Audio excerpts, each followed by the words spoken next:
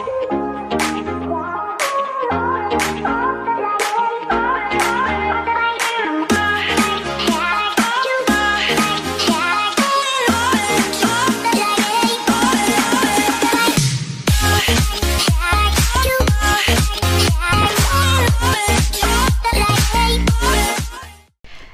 guys, j'espère que vous allez bien.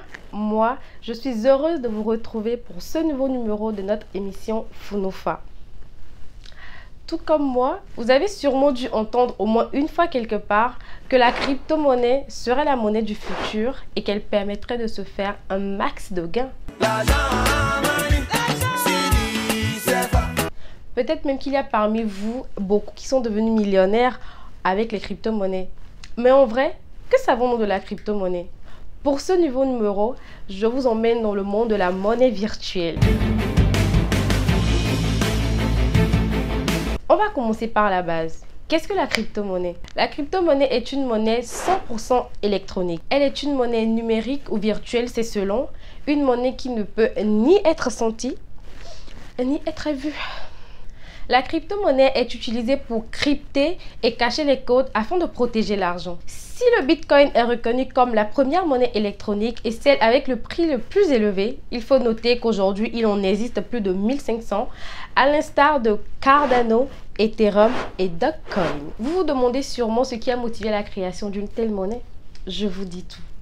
Après la crise des subprimes, l'énorme crash financier qui a fait trembler le monde entier avec l'effondrement des marchés financiers, nombreux sont ceux qui ont tout perdu, absolument tout.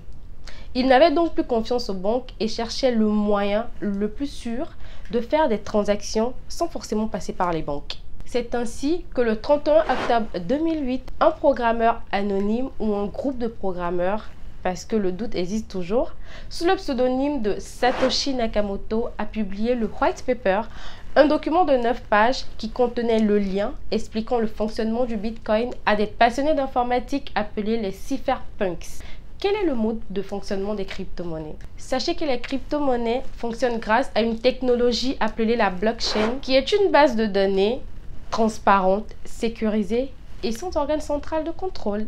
C'est un système informatique permettant d'écrire de manière indélébile une transaction entre deux parties.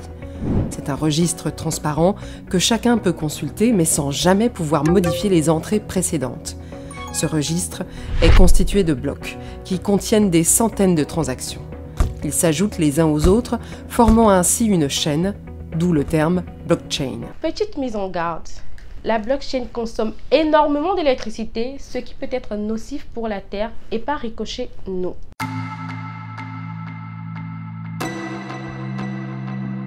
L'intérêt croissant de grands investisseurs comme Elon Musk et des particuliers pour l'achat des bitcoins s'est accéléré au cours des 2 dernières années. Auparavant, les crypto-monnaies étaient considérées comme les plateformes exclusivement utilisées par les organisations liées à la criminalité internationale pour effectuer des transactions illégales et de manière anonyme, ni vues ni connues.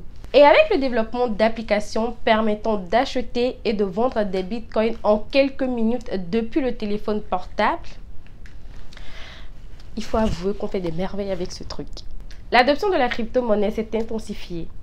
Il faut aussi dire que la propagande des médias, radio, télé, internet, y est aussi pour quelque chose. Jusqu'à présent, en 2021 où je vous parle, le prix du Bitcoin a suivi une courbe ascendante malgré les investissements permanents des autorités qui assurent que la monnaie est une bulle qui peut éclater à tout moment. Quel est donc le risque qu'on encourt avec l'utilisation des crypto-monnaies? Le principal risque est que ce soit une bulle financière qui finit par ruiner tous ceux qui ont déposé leur argent réel dans une monnaie virtuelle qui n'est adossée à aucune institution. Peut-être que vous aviez déjà l'information ou peut-être que vous aviez appris avec nous, mais sachez que de la même manière que personne ne possède Bitcoin, personne n'en est responsable non plus. Nous venons d'arriver à la fin de notre émission. Si le contenu a été de votre goût, n'hésitez pas à aimer, à commenter et à partager. Surtout, n'hésitez pas à vous abonner à nos différentes pages sociaux pour ne rien rater de notre actualité. À la prochaine!